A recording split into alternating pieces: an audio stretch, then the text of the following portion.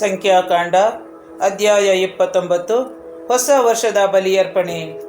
7ನೆಯ ತಿಂಗಳಿನ ಮೊದಲನೆಯ ದಿನ ನೀವು ಯಾವ ದುಡಿಮೆಯನ್ನು ಮಾಡದೆ ದೇವಾರಾಧನೆಗಾಗಿ ಸಭೆ ಸೇರಬೇಕು. ಅದು ನಿಮಗೆ ಕೊಂಬೂದುವ ದಿನ. ಅಂದು ನೀವು ಸರ್ವೇಶ್ವರಿಗೆ ಸುಗಂಧಕರವಾದ ದಹನ ಬಲಿಗಾಗಿ ಕಳಂಕರಹಿತವಾದ 1 ಹೋರಿ, 1 ಟಗರು ಮತ್ತು ವರ್ಷದ 7 ಕುರಿಗಳನ್ನು ಹಾಗೂ ಧಾನ್ಯ ನೈವೇದ್ಯಕ್ಕಾಗಿ ಆ 1 ಹೋರಿಗೆ 9 ಸೇರು, ಟಗರಿಗೆ 6 ಸೇರು, ಒಂದೊಂದು ಕುರಿಗೆ 3 ಸೇರು, ಹೀಗೆ ಎಣ್ಣೆ ಬೆರೆಸಿದ ಗೋಧಿ ಹಿಟ್ಟನ್ನು ಮತ್ತು ಪಾಪ ಪರಿಹಾರಕ ಬಲಿಗಾಗಿ 1 ಹೋತವನ್ನು ಸಮರ್ಪಿಸಬೇಕು. ಅಮಾವಾಸ್ಯೆಯಲ್ಲೂ ಪ್ರತಿದಿನವೂ ಸಲ್ಲಿಸುವ ದಹನ ಬಲಿಗಳ ಹಾಗೂ ಅವುಗಳಿಗೆ ಸಂಬಂಧಿಸಿದ ಧಾನ್ಯ ಪಾನ ನೈವೇದ್ಯಗಳ ಜೊತೆಗೆ ಮೇಲೆ ಹೇಳಿದ ಬಲಿಗಳನ್ನು ಕೂಡ ಸಮರ್ಪಿಸಬೇಕು.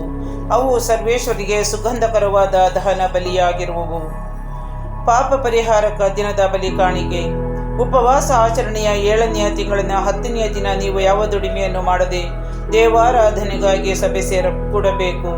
ಸರ್ವೇಶ್ವರಿಗೆ ಸುಗಂಧಕರವಾದ ದಹನ ಬಲಿಗಾಗಿ ಕಳಂಕರಹಿತವಾದ 1 ಹೋರಿ, 1 ಟಗರು, ವರ್ಷದ 7 ಕುರಿ ಇವುಗಳನ್ನು ಮತ್ತು ಧಾನ್ಯ ನೈವೇದ್ಯಕ್ಕಾಗಿ ಹೋರಿಗೆ 9 ಸೇರು, ಟಗರಿಗೆ 6 ಸೇರು, ಕುರಿಯೊಂದಕ್ಕೆ 3 ಸೇರು, ಈ ಮೇರೆಗೆ ಎಣ್ಣೆ ಬೆರೆಸಿದ ಗೋಧಿ ಹಿಟ್ಟನ್ನು ಮತ್ತು ಪಾಪ ಪರಿಹಾರಕ ಬಲಿಗಾಗಿ 1 ಹೋತವನ್ನು ತಂದು ಸಮರ್ಪಿಸಬೇಕು.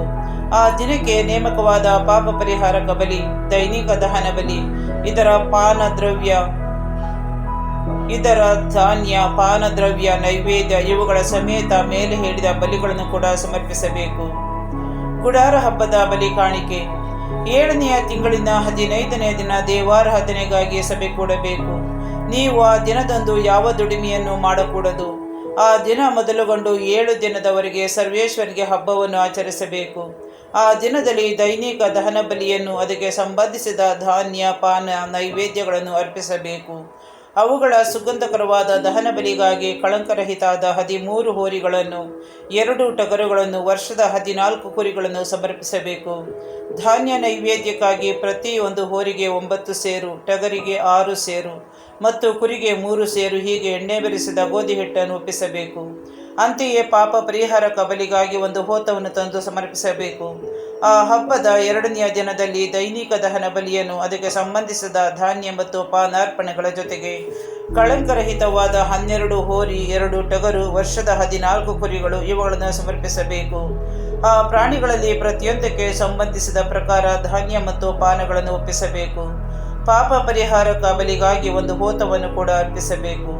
3ನೆಯ ದಿನ ದೈನಿಕ ದಹನ ಬಲಿಯನ್ನು ಅದಕ್ಕೆ ಸಂಬಂಧಿಸಿದ ಧಾನ್ಯ ಪಾನ ದ್ರವ್ಯಗಳ ಜೊತೆಗೆ ಕಳಂಕರಹಿತವಾದ 11 ಹೋರಿ, 2 ಟಗರು ಹಾಗೂ ವರ್ಷದ 14 ಕುರಿ ಇವುಗಳನ್ನು ಸಮರ್ಪಿಸಬೇಕು.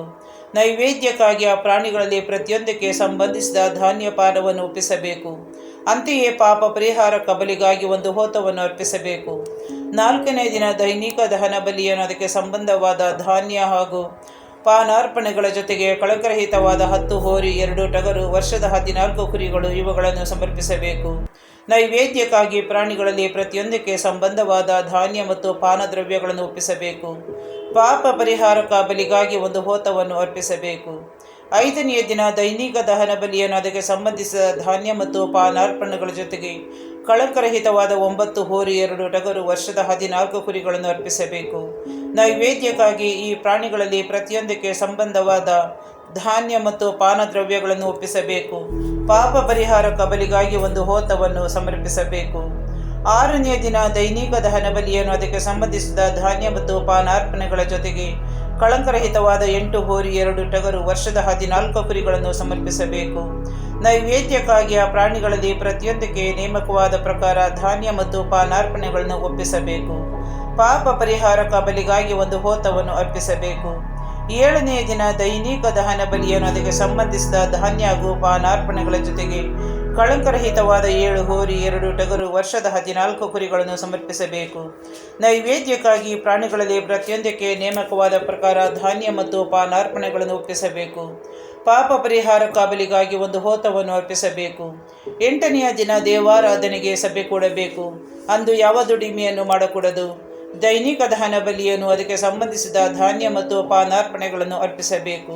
ಅವುಗಳ ಜೊತೆಗೆ ಸರ್ವೇಶ್ವರನಿಗೆ ಸುಗಂಧಕರ ದಹನ ಬಲಿಗಾಗಿ ಕಳಂಕರಹಿತವಾದ 1 ಹೋರಿ, 1 ಟಗರು, ವರ್ಷದ 7 ಕುರಿಗಳನ್ನು ಸಮರ್ಪಿಸಬೇಕು. ನೈವೇದ್ಯಕ್ಕಾಗಿ ಪ್ರಾಣಿಗಳಲ್ಲಿ ಪ್ರತಿಯೊಂದಕ್ಕೆ ನೇಮಕವಾದ ಪ್ರಕಾರ ಧಾನ್ಯ ಮತ್ತು ಪಾನಾರ್ಪಣೆಗಳನ್ನು ಒಪ್ಪಿಸಬೇಕು. ಪಾಪ ಪರಿಹಾರಕ ಬಲಿಗಾಗಿ ಒಂದು ಹೋತವನ್ನು ಸಮರ್ಪಿಸಬೇಕು. ನೀವು ಕಾಣಿಕೆಯಾಗಿ ಆಗಲಿ ಹರಕೆಯನ್ನು ತೀರಿಸುವುದಕ್ಕಾಗಲಿ ಮಾಡುವ ದಹನ ಬಲಿ, ಧಾನ್ಯ ನೈವೇದ್ಯ, ಪಾನಾರ್ಪಣೆ, ಸಮಾಧಾನ ಬಲಿ ಇವುಗಳು ಮಾತ್ರವಲ್ಲದೆ ಹಬ್ಬದ ದಿನಗಳಲ್ಲಿ ಮೇಲೆ ಸೂಚಿಸಿರುವ ಬಲಿಗಳನ್ನು ಹೆಚ್ಚಾಗಿ ಮಾಡಬೇಕು. ಸರ್ವೇಶ್ವರ ಸ್ವಾಮಿ ಕೊಟ್ಟ ಈ ಎಲ್ಲ ಆಜ್ಞೆಗಳನ್ನು ಮೋಶೆ ಇಸ್ರಾಯೇಲರಿಗೆ ತಿಳಿಸಿದನು.